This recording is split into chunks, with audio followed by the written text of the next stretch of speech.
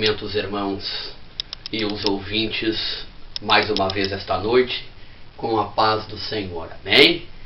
Estamos novamente aqui com mais uma palavra de Deus para o teu coração. Projeto Semeando em Terra Seca, como sempre digo, tem a finalidade de gravar os vídeos caseiros, gravar os vídeos que vão transmitir até o teu coração a palavra de Deus, colocados depois no Facebook, colocados depois no website, no blog, colocados na internet para que aqueles internautas que são interessados em aprender algo da palavra de Deus ou em receber de Deus um toque possam desfrutar dessas pregações no nome de Jesus. Eu tenho uma palavra para você esta noite. Você que está nos vendo esta noite, eu tenho uma palavra para você. Você que pergunta muitas vezes como devemos fazer para habitar no reino dos céus, o que deve ser feito para nós termos a vida eterna, quais são os requisitos de Deus para que nós possamos vê-lo um dia, para que nós possamos um dia entrar na glória. O que devemos fazer, como devemos proceder, a nossa maneira de viver e de lidar para com o nosso próximo. Como deve ser para que nós tenhamos a garantia de que estamos dentro da vontade de Deus e que Deus aprova as nossas atitudes. Esta noite eu quero refletir uma palavra com você que se encontra em Evangelho de Mateus, segundo escreveu Mateus, no capítulo de número 5 e os versículos a seguir da palavra de Deus. Aqueles que estão vendo este vídeo aí, que quiser pegar a sua Bíblia e examinar se realmente é isto que consta, o que vou ler aqui, faça isso, porque devemos sempre manejar a palavra de Deus. Eu costumo dizer nas pregações onde ministro, na igreja onde ministro, eu costumo dizer que o povo que, quando examina a Bíblia, quando o pregador está falando, é o povo mais sábio, porque ele vai lá e vê se realmente o que o ministro, que o pregador está falando, realmente está contido aqui neste livro sagrado. Então não tem como pegar ele de surpresa e nem tem como aplicar falsos ensinamentos, porque ele é abalizado na palavra de Deus. Vamos lá então. Evangelho de Mateus, capítulo de número 5, os versículos 1 a seguir. O título tem por O Sermão da Montanha, as Beatitudes. O Sermão do Monte, mais conhecido, né? Jesus, quando aplicou o Sermão do Monte, aquela multidão que o escutava, Jesus estava ali, os ensinando e mostrando o que era necessário, o que era da vontade do Pai, o que era necessário para que eles pudessem viver uma vida na vontade de Deus aqui e habitar a vida eterna no porvir. O capítulo 1 o versículo 1, aliás, do capítulo 5 diz-nos assim: Jesus, vendo a multidão, subiu ao monte e assentou-se. Aproximaram-se dele os seus discípulos e, abrindo a boca, os ensinava, dizendo: Bem-aventurados os pobres de espírito, porque deles é o reino dos céus. Bem-aventurados os que choram, porque eles serão consolados. Bem-aventurados os mansos, porque herdarão a terra. Bem-aventurados que têm fome e sede de justiça, porque serão fartos. Bem-aventurados misericordiosos, porque eles alcançarão misericórdia. Bem-aventurados limpos de coração, porque eles verão a Deus. Bem-aventurados pacificadores, porque eles serão chamados filhos de Deus. Bem-aventurados que sofrem perseguição por causa da justiça, porque deles é o reino dos céus. Bem-aventurados sois vós, quando vos injuriarem e perseguirem, e mentindo disserem todo mal contra vós por minha causa. Exultai e alegrai-vos, porque é grande o vosso galardão nos céus, porque assim perseguiram os profetas que foram antes de vós. Amém? Queridos, interessante que nós temos aqui, como eu citei no começo ali, aonde eu estava fazendo uma introdução, os requisitos necessários, aonde a Bíblia está nos relatando aqui no Evangelho de Mateus, que Jesus assentou-se e, abrindo a boca, ensinava aos discípulos. Aqui não se refere somente aos 12 discípulos, porque os 12 eram apóstolos de Jesus, que começaram o ministério com Jesus. Aqui estava sentado com ele os 12 e mais os discípulos, que eram o que? A origem da palavra discípulos, o que se assenta para aprender. Discípulos tem a raiz no que se senta para aprender, o aprendiz, o seguidor. E nós vimos que o Sermão do Monte, conforme a Bíblia nos relata, o Sermão do Monte havia muitas pessoas, mas muitas mesmo, assentado no relevo, assentado ali na beira do monte, assentado perto de Jesus, porque quando Jesus abria sua boca para ministrar, era algo tão extraordinário que as pessoas eram tomadas por uma graça tremenda, e as pessoas, elas se maravilhavam em ver Jesus explicar as coisas acerca do reino dos céus. Foi assim com Paulo, quando numa passagem, Paulo está pregando um sermão, que o sermão vai até altas horas da noite, onde a Bíblia registra que um rapaz jovem chamado Eutico, ele cai da janela porque dormiu e caiu da janela morto.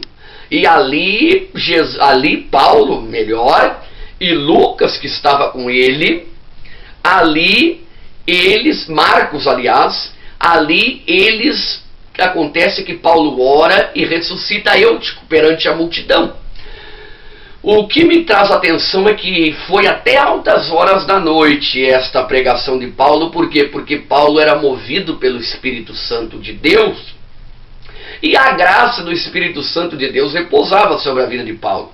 Quando a graça de Deus ela repousa sobre a nossa vida, nós temos graça para abrir a boca e testemunhar e falar e narrar a palavra de Deus. E as pessoas se maravilham, as pessoas têm gosto de continuar escutando. As pessoas não veem o relógio passar, as horas se passar, elas querem antes se alimentar desta palavra, porque a graça de Deus está sobre nós. Interessante que Jesus abriu a boca no Sermão do Monte e começou a explicar aos discípulos. E o primeiro ensinamento que ele deu acerca do reino dos céus, para viver uma vida correta e habitar no reino dos céus, ele deixou bem claro, dizendo assim, e abrindo a boca os ensinava dizendo, olha o versículo 3, bem-aventurados pobres de espírito, porque deles é o reino do céu. Bem-aventurados pobres de espírito. Os pobres de espírito aqui, que está sendo referido-se por Jesus, não é os pobres financeiramente, nem o pobre ignorante que não teve um estudo secular. Aquele que não sabe ler, aquele que não sabe escrever, que não sabe fazer alguma conta, multiplicar, subtrair, não é este pobre de espírito que Jesus estava falando a eles. Jesus estava dizendo, bem-aventurados pobres de espírito, porque deles é o reino do céu. A referência que Jesus fazia aqui era o pobre de espírito que existe lá no Evangelho mesmo de Mateus capítulo 11 e o versículo 25 a seguir, que diz, graças te dou, Pai, que ocultaste aos sábios instruídos e revelaste aos pequeninos. Sim, assim te aprove. Porque Jesus oculta, Deus oculta dos sábios instruídos, que acham que o seu estudo, que a letra, que o seu conhecimento é maior do que a revelação de Deus, e se tornam pessoas egocêntricas e autossuficientes. Então Jesus está dizendo, bem-aventurados pobres de espírito. Sabe quem é os pobres de espírito? Os pobres de espírito aqui refere-se às pessoas que entendem que elas não podem nada sem a presença de Deus na sua vida. As pessoas que compreendem que elas precisam da ajuda divina para administrar a sua vida aqui na terra. As pessoas que entendem que quando vão tomar uma decisão, a primeira coisa e a melhor coisa a se fazer é dobrar o joelho e pedir a direção de Deus. Elas estão se tornando pobres de espírito, por quê? Porque elas entendem que nelas não há condições, e que Deus, tendo poder e conhecendo a ciência das coisas, fazerá com que elas tomem o melhor caminho, tome a melhor atitude. Os pobres de espírito, Jesus está dizendo, aqueles que creem em mim, aqueles que se fazem pequeno, aqueles que buscam conselho em mim. Lá em Neemias, no capítulo 1, a palavra de Deus nos diz, e nos versículos a seguir, que quando aqueles jovens, aquele povo voltou da Babilônia, voltou do cativeiro, novamente para Jerusalém, foram até Neemias, que estava no palácio do rei da Pérsia, Artaxerxes. Então um daqueles, Hanani, ele está para falar com Neemias, e Neemias, que era ali um representante, um defensor do rei, um provador de vinho, alguém que provava o vinho para que o rei não fosse envenenado, um copeiro da casa do rei da Pérsia, ele pergunta para Hanani, como é que está o povo que está voltando agora lá de Jerusalém, que estava em cativeiro? Então Hanani, ele pega e relata para Neemias, olha, o povo está em grande opróbrio, olha, as portas estão queimadas a fogo, os muros estão derrubados, a cidade de Jerusalém está desolada. Aquilo causou uma grande tristeza no coração de Neemias, porque Neemias era a cidade do sepulcro de seus pais. E Neemias, distante de Jerusalém, teve compaixão como se encontrava a cidade do sepulcro de seus pais. Logo Neemias pensou em tomar uma decisão e fazer algo para ajudar aqueles compatriotas que estavam vindo do cativeiro. A Bíblia diz que antes de Neemias tentar decidir algo com suas próprias mãos, antes de Neemias chegar para o rei da Pérsia, chegar e desabafar, a Bíblia diz que Neemias pôs a orar e a jejuar. E ele jejuou e orou por 4 meses. Neemias ficou em jejum e oração. Por 4 meses Neemias pediu perdão pelo pecado de todos, pelo pecado até que ele não havia cometido. Por 4 meses Neemias se colocou na presença de Deus. Isto é um pobre de espírito. Não é para ter pena, mas é para o quê? É para se alegrar, porque o pobre de espírito, ele alcançará do Senhor os benefícios de Deus, porque ele se humilha na presença de Deus e ele entende que ele precisa do auxílio de Deus para ter vitória na sua vida.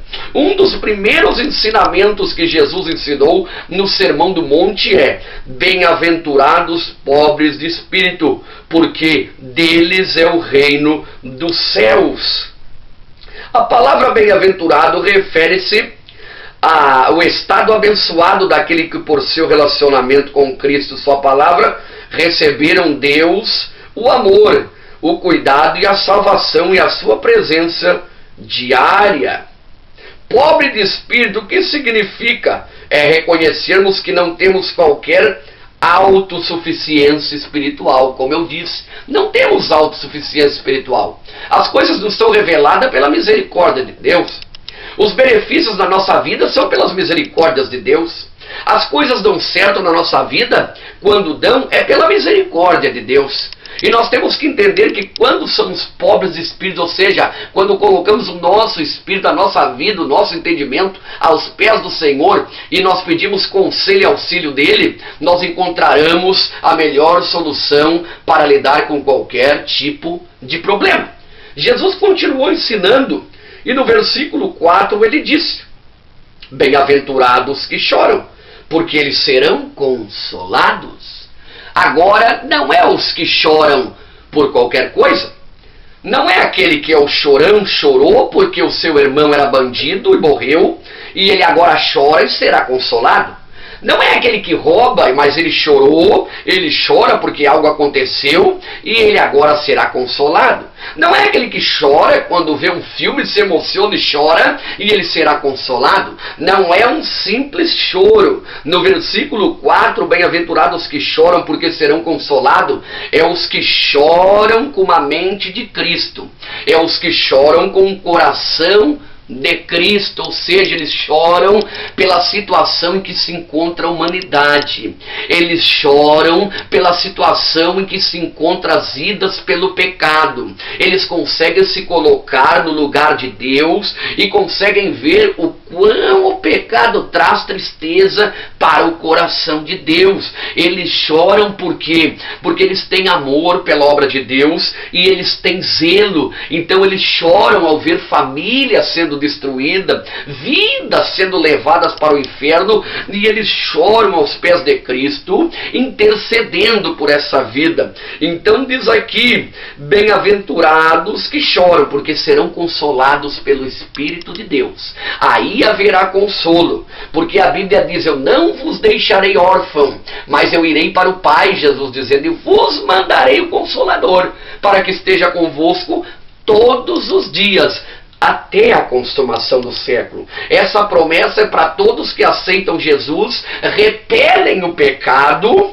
se entristecem com o pecado no mundo e vivem uma vida de agrado a Deus. O Consolador está com ele todos os dias, no momento que eles chorarem. Olha só, escute você aí, olha aqui. No momento em que você chorar, no momento que você está passando o maior sofrimento da tua vida, você chora escondido, ninguém está vendo, mas é por uma causa de Deus, é por uma boa causa, é por algo certo, é por algo que não é corrompido. No momento que você está chorando e orando e pedindo, Deus, entra com providência na minha família, entra com providência no meu filho, entra com providência no meu trabalho, está acontecendo coisas que não é do teu agrado e são coisas corruptas, Deus, entra com providência. Neste momento, o Espírito de Deus está ao teu lado, gemendo, intercedendo por ti, o Pai, e está te consolando e fará com que o teu coração se sinta leve, porque você não está chorando por uma simples coisa,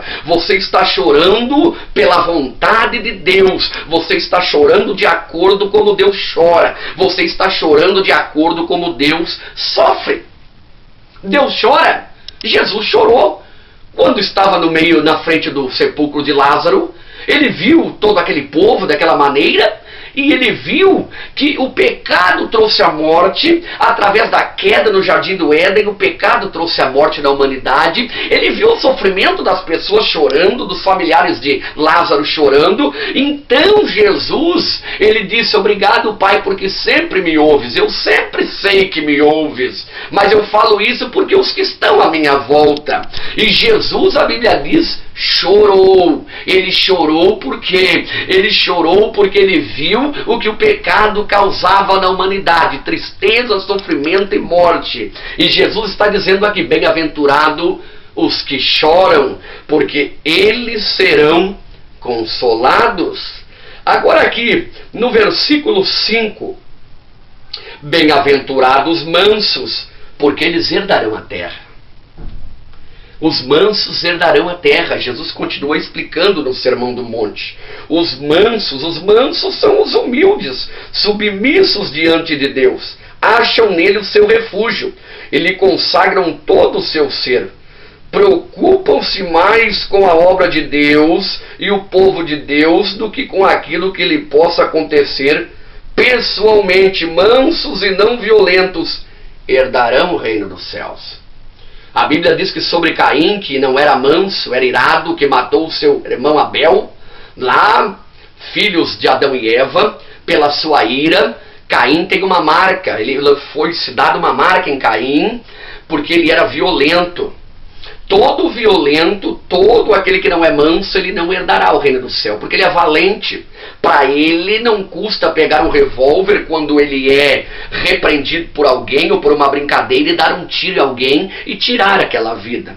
Para ele não custa ele pegar e brigar com uma pessoa por uma simples coisa. E a Bíblia diz aqui, ó, bem-aventurados mansos, porque eles herdarão a terra, lá no céu, lá na terra prometida, lá no céu da eternidade, onde nós iremos, a igreja irá, onde aqueles que morreram em Cristo irão. Lá só entra os mansos, lá não entra valente porque não precisa guerrear mais, lá não entra o bravo porque lá não tem ira, lá não entra o que faz brigas, fofoca em contenda com o irmão, porque lá não vai ter nada disso. Mas os mansos herdarão este lugar. Bem-aventurados mansos. Olha, a justiça não vem de ti, a justiça vem de Deus. Tu não deve tentar fazer justiça com as tuas próprias mãos, porque a justiça vem de Deus. Seja uma pessoa mansa. A palavra de Deus nos diz em Provérbios assim: a palavra branda, ela traz a paz, mas a palavra torpe, a palavra atravessada, a palavra braba, a palavra violenta, ela excita o furor, ela traz aquela sensação de ira, aonde acaba causando uma briga. Jesus ensinava dizendo: os mansos, aqueles que relevam, aqueles que são mansos, com espírito brando, esses herdarão o reino dos céus. E Jesus continuou explicando aqui no versículo 6. Bem-aventurados que têm fome e sede de justiça, porque eles serão fartos. Sede e fome de justiça, porque serão fartos. Agora não é a justiça deste mundo. É como eu estava dizendo há pouco agora. As pessoas querem, há pouco agora, as pessoas querem fazer justiça com as suas próprias mãos. As pessoas querem fazer justiça a todo preço. As pessoas deixam Deus de lado. As pessoas esquecem que se orar a Deus, como eu disse, se forem pobres de espírito e deixarem para Deus resolver, elas se esquecem, colocam Deus de lado e elas vão lá tirar satisfação ou vão fazer alguma coisa com as suas mãos. Elas vão lá decidir tal causa que era para Deus decidir. E o que acontece aqui? Elas acabam não sendo saciadas pela justiça de Deus. E bem-aventurados que têm fome e sede de justiça, mas sede de justiça de Deus. Esperar que Deus faça justiça. Esperar que Deus abra o coração de tal pessoa, abra o coração de outra pessoa, abra aquela porta, resolva aquela situação, aquele processo, aquela causa que para o homem é difícil. Esperar em Deus, porque Deus diz: bem-aventurado que tem fome e sede de justiça, mas fome e sede de justiça de Deus. É como aquela frase que se diz: a justiça da terra pode falhar, mas a justiça divina não falha. E esta não falha. E se você tem essa sede e fome de justiça, você será farto. Está dizendo aqui, este é um dos versículos mais importantes do Sermão do Monte. Por quê? A condição fundamental para uma vida santa em todos os aspectos é ter fome de justiça. Tal fome é vista em Moisés e em Davi e no apóstolo Paulo. O estado espiritual do cristão durante toda a sua vida dependerá da sua fome e sede da presença de Deus, da palavra de Deus, da comunhão com Cristo, da justiça e da volta do Senhor. A fome que o cristão tem das coisas de Deus pode ser destruída pelas preocupações deste mundo, pelo engano de riqueza, pela ambição, pelas coisas materiais, pelos prazeres do mundo e por deixar de permanecer em Cristo.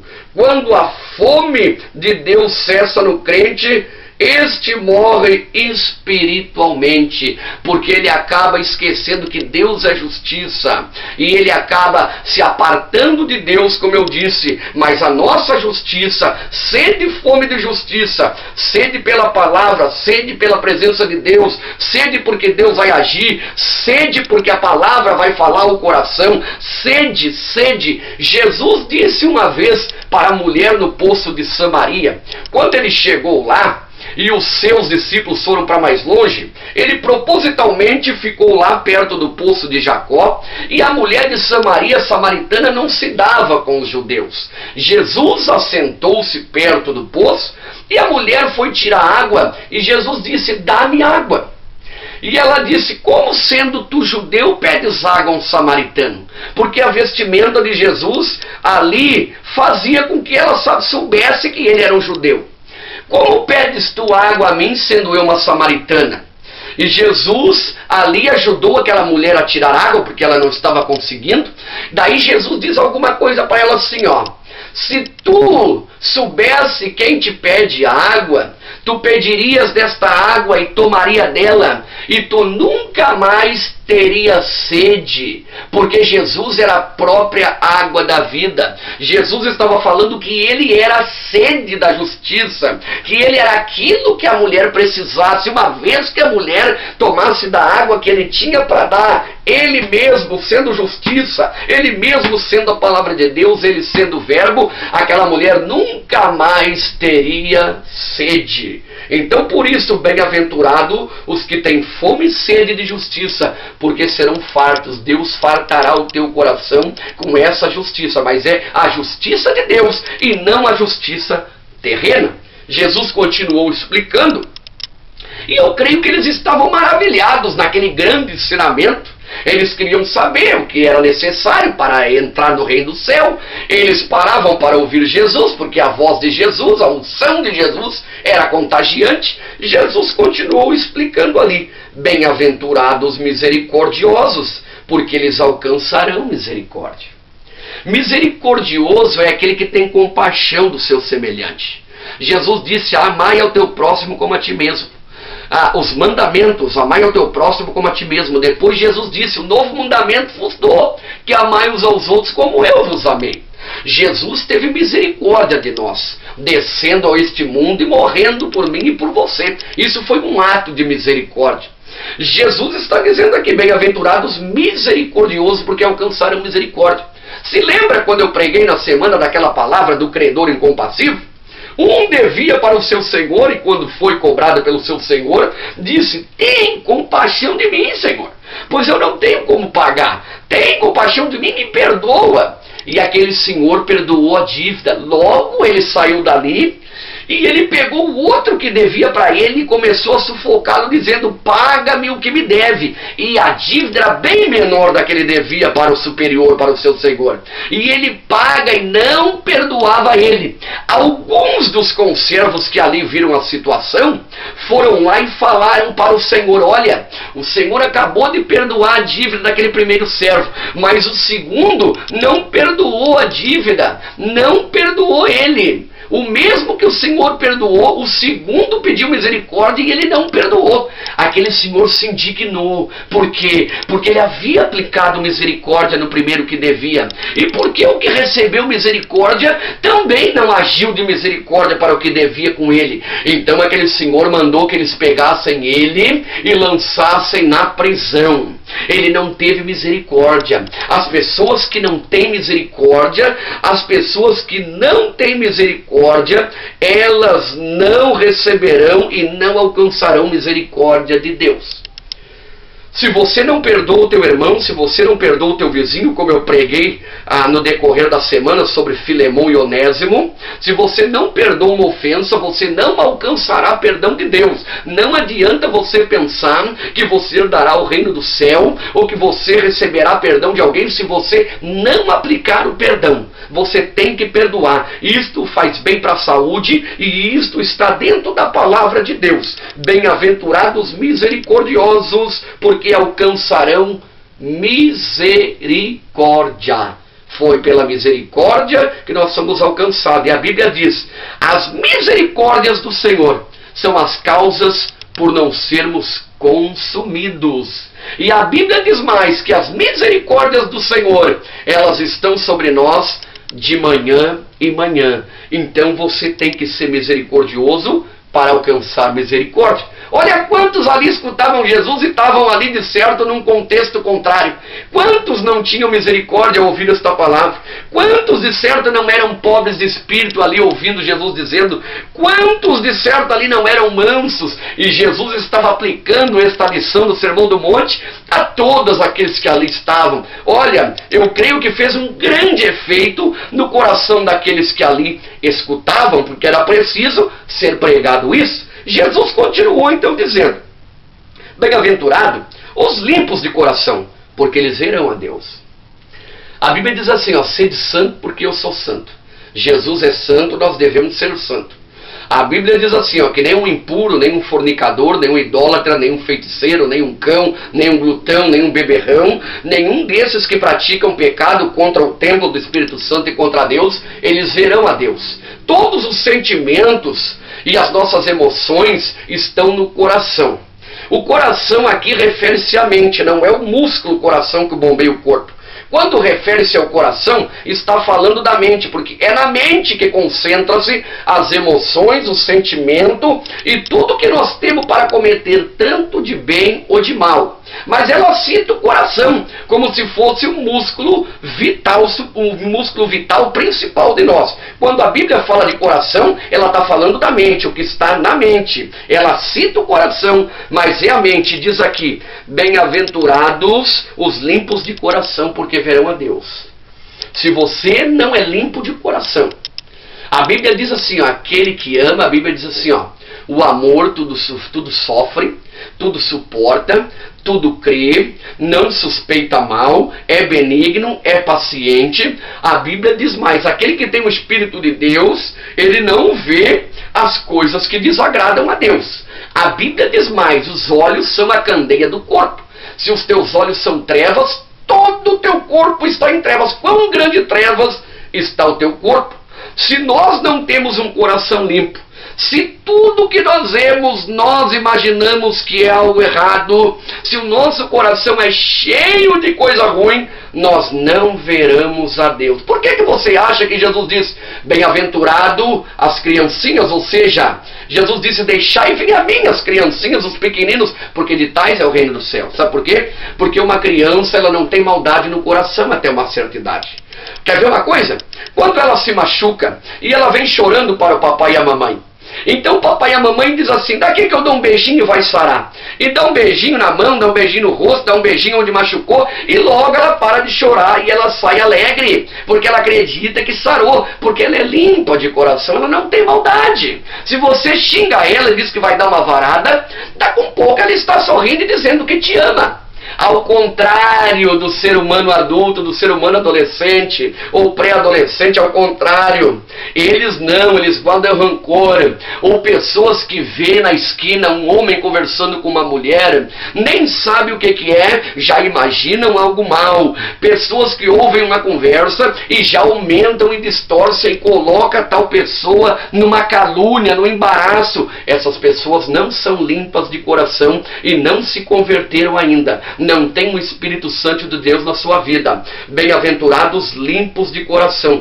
Se você não tiver um coração limpo, você não vai ver a Deus, porque Deus é santo, Deus é sublime, Deus é supremo, a sua luz é brilhante demais, e é preciso ter um coração limpo, modificado, regenerado, um coração. Jesus disse, Deus disse na sua palavra, né, que trocarei o coração de carne, trocarei o coração e colocarei um coração de carne. Quando ele falou isso, ele estava dizendo que colocaria um coração agora que pudesse ser moldado pela presença de Deus. Ele trocaria o coração, ele tiraria o coração de pedra e colocaria um coração de carne. Um coração de carne significa que pudesse ter sensações, sentimentos, emoções, mas dirigidas pelo Espírito de Deus. Se nós queremos habitar no céu, o nosso coração tem que ser limpo, senão nós nunca veremos a face do Senhor. Quantas pessoas deviam estar ali com o seu coração cheio de rapina, mas Jesus sabia o que falar. E ele disse mais, bem-aventurados os pacificadores, porque eles serão chamados filhos de Deus. Pacificadores é aquele que pacifica. Você sabe aqueles que pacificam? Aquele exército, aquele comando que vai para os países fazer a pacificação da guerra? Muitas vezes nós vemos muita pessoa botando fogo na fogueira, botando lenha no fogo, muitas pessoas fazendo de tudo para que o outro brigue, diz que não me diz, que fofoca, em vez de pacificar, em vez de reconciliar, em vez de agir como um agente pacificador, conciliador, ele coloca mais lenha na fogueira, ele leva fofoca, ele traz fofoca, ele inventa coisa, e este não herdará o reino do céu. Pacificador é aquele que traz a paz, é aquele que transmite a paz, é aquele que faz com que um amigo se dê com o outro, é aquele que sempre tenha um conselho bom na sua boca, um conselho perfeito, um conselho gostoso, é aquele que chega na casa da pessoa com uma palavra de bênção, e não com uma palavra que vai trazer contenda ou uma fofoca que ele ouviu. Bem-aventurados pacificadores que promovem a paz que Deus deu àqueles que o receberam, não a paz do mundo, porque o mundo não conhece a paz de Deus, mas a paz que Deus deu. Bem-aventurados pacificadores, porque serão chamados filhos de Deus. Bem-aventurados os que sofrem perseguição por causa da justiça, porque deles é o reino do céu. Muitas pessoas não querem sofrer perseguição por causa do nome, por causa da justiça de Deus e por causa do reino de Deus. Muitas das pessoas não querem, elas querem dizer que são cristãos, elas querem dizer que são missionários, elas querem ir na igreja, mas quando a luta vem, elas não querem luta. Se possível, elas dizem, Senhor, isto eu não quero para mim. E quando a luta aperta, elas saltam fora da igreja, da presença de Deus, porque elas não querem. Bem-aventurados que sofrem perseguição por causa da justiça, porque deles é o reino do céu. Se você está sendo perseguido porque você é um crente, se você está perseguido porque você vive princípios diferentes deste mundo, se você está sendo perseguido, chamado de quadrado, ou estão rindo de você, zombando da tua face, porque você é uma pessoa diferente, se existe um grupo de pessoas na escola, um grupo de pessoas na sociedade, que te colocam um apelido e diz que você é uma pessoa estranha, diferente, e você está sendo diferente por causa da justiça de Deus, você é um bem-aventurado. Bem-aventurado porque você está sofrendo pela causa de Cristo. Sofrer pela causa do mundo é uma coisa. Você pode fazer as coisas erradas e trazer luta para você mesmo. Nesta luta dificilmente Deus te dará vitória, só se você clamar muito. Agora, se você está passando uma luta, uma provação, uma situação que é porque Deus permitiu para que tu cresça espiritualmente, e você está passando isso para Deus te moldar, você é o bem-aventurado quando resiste essa luta e quando fica firme aos pés do Senhor. A Bíblia diz assim, no Evangelho de Mateus, capítulo 14, versículo 7, se não me falha a memória, é o 7 e 14. Todo aquele que escuta as minhas palavras e as pratica, assemelhá-lo-ei ao homem prudente, que edificou a sua casa sobre a rocha. Veio os ventos temporais e a rocha não caiu, porque estava edificada, a casa não caiu, aliás, porque estava edificada sobre a rocha, que é Jesus, que é a palavra. Mas todo aquele que ouve as minhas palavras e não as cumpre, não as pratica, não as guarda, não põe em prática, eu compará-lo-ei ao homem insensato, tolo, bobo, que não é inteligente. Vem a luta, vem os temporais, vem o vento e a casa cai, porque foi edificado sobre a areia, e grande é a queda da casa. Grande é a queda da casa. Agora, se você está firmado na rocha, e se você sofre perseguição por causa da justiça de Deus, te alegra porque você é um bem-aventurado. Aleluia! Graças a Deus por esta palavra. Bem-aventurado sois vós, quando forem injuriados e perseguirem e mentindo disserem todo mal contra vós por minha causa. Deixa dizer, meu querido. Deixa dizer, agora você virou um cristão, você é um bobo, você não curte as baladas do mundo, você não curte as coisas do mundo, você não curte fumar um cigarrinho diferente, você não curte tomar uma bebida alcoólica, você é tão diferente, você não curte essas coisas, e começam a injuriar você, e começam aqui a perseguir você, mentindo sobre você, dizendo que você é assim, porque simplesmente você quer viver uma vida diferente do que o rumo da sociedade vive. Você está lá em Romanos 12:2, você está lá: não vos conformei com este mundo, mas transformai-vos pela renovação que há no vosso entendimento. Você não se conforma com o mundo desta maneira, você quer viver diferente. E agora, se te perseguem, se falam todo mal contra você, se perseguem você, se zombam de você, se a luta está difícil, permanece na presença de Deus, porque você é um bem-aventurado. Mais cedo ou mais tarde a mentira vai ser descoberta, porque o pai da mentira é o diabo, e quem mente é filho dele, e a mentira sempre perde para a verdade. Mais cedo ou mais tarde a mentira vai cair, o mal vai cair, os perseguidores vão ter que parar de perseguir, porque Deus vai agir na tua vida, porque está vendo que você está passando tudo isso por amor à palavra dele. Jesus continuou ensinando, e Jesus agora, ele terminou por aqui. Ele diz assim para o povo, depois de tudo aquilo que ele ensinou ali, que eu citei no Sermão do Monte, os requisitos para alcançar o reino de Deus, Jesus agora, ele termina dizendo assim: mas olha só, vocês que me escutaram, depois disso tudo que eu falei, parece difícil, mas não é, Jesus dizendo.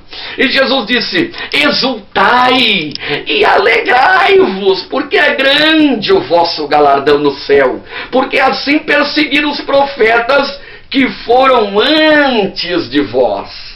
Jesus quis dizer que antes de ele estar pregando aquilo tudo para aquelas pessoas, os discípulos, no Sermão do Monte, os profetas como Daniel, Ezequiel, as pessoas do Antigo Testamento já haviam sido decapitadas por amor de Cristo. Pedro foi decapitado de cabeça para baixo, crucificado. Paulo foi decapitado. Estevão foi apedrejado, né? Quantas coisas aconteceu? Outros foram queimados. Quantos do Novo Testamento também foram perseguidos e mortos? Tudo isso pelo amor de Cristo. Mas Jesus diz assim, ó: alegrai-vos e exultai-vos. Parece um paradoxo, não é? Parece tão difícil. Como é que eu vou me alegrar sendo perseguido, sendo machucado, me pegando e me machucando, ou me colocar numa fogueira? Como é que eu vou me alegrar? Claro, te alegra porque a Bíblia diz assim: ainda que este meu corpo, ainda que esta casa terrestre ela venha se dissolver, todavia tem um edifício no céu, criado não por mão de homens, mas por mãos de Deus. Ou seja, te alegra, ainda que te perseguem até a morte, ainda que te machucam, ainda que fisicamente possam te machucar, saiba que se o teu corpo se desmanchar aqui na terra, saiba que você tem uma vida eterna imediatamente para com Deus, e lá você não sofrerá dano mais algum, porque você passou tudo isso pelo amor de Cristo Jesus. Jesus deixou esse ensinamento do Sermão da Montanha para todos aqueles que creram naquilo que ele estava dizendo. Ele precisava explicar aquilo. Ele precisava explicar para a multidão a respeito disso, porque muitos se enquadravam em questões contrárias a tudo aquilo que ele citou. Esta noite eu te convido a ser um pacificador, a ser um limpo de coração, a ser um misericordioso, a ser um pobre de espírito, a ser um manso, a ser alguém que sofre pela causa de Jesus. Eu te convido esta noite a ser uma pessoa que deixe Jesus trabalhar na tua vida. Eu quero orar com você neste momento. Fecha os teus olhos aí e você apresenta a tua causa diante de Deus. E eu quero orar para que Deus te faça uma pessoa que possa compreender os seus mistérios e possa viver uma vida ao lado de Jesus e possa habitar na vida eterna quando Jesus te chamar. Obrigado, eterno Deus, por esta oportunidade que tivemos de ministrar a tua palavra sobre o Sermão do Monte, sobre o que o Senhor falou para os discípulos, aqueles que lá estavam. Obrigado, Jesus. Nos ensina a ter um coração limpo para poder ver a tua face. Nos ensina, Senhor, a resolver as nossas causas como um pobre de espírito, buscando conselho e buscando, Senhor, os teus ensinamentos para agir primeiro. Nos ensina a ser pacificadores, a ser misericordiosos para com o nosso próximo, a ser tardio em irar-se, Senhor. Nos ensina, Senhor, a sofrer pela tua causa sem medo, Senhor, a ser firme, a saber entender que existe um galardão no céu esperando, que existe uma vida eterna eterna proposta para todos que aceitam Jesus como Salvador das suas vidas. Obrigado, Jesus, por mais este momento em que nós, neste projeto Semeando em Terra Seca, podemos pregar a Tua palavra através desse vídeo amador. Agora visita nessas casas, Senhor, os que estão vendo esse vídeo, enche eles do poder, que eles recebam agora a presença do Teu Espírito Santo, que eles recebam agora a presença poderosa do Teu Espírito Santo, que eles recebam agora algo no seu coração, eles recebam, Senhor, o Teu toque que queime eles da planta do pé à cabeça, e eles possam crer, Senhor, que a Tua palavra é verdadeira, que a Tua presença é real. Faz uma obra no coração dessas pessoas, Senhor, que estão vendo este vídeo, em nome de Jesus. Eu quero te dar uma boa noite, que você possa dormir na paz e repousar tranquilo no Senhor. www.ministeriopaulo.roberto.com.br. Ali tem tudo sobre esses vídeos, sobre a minha vida. Eu sempre cito isso. É este projeto, né? Semeando em Terra Seca. Que esta semente de hoje possa brotar no teu coração. Que você fique na paz do Senhor. Voltaremos em breve em nome de Jesus. Amém?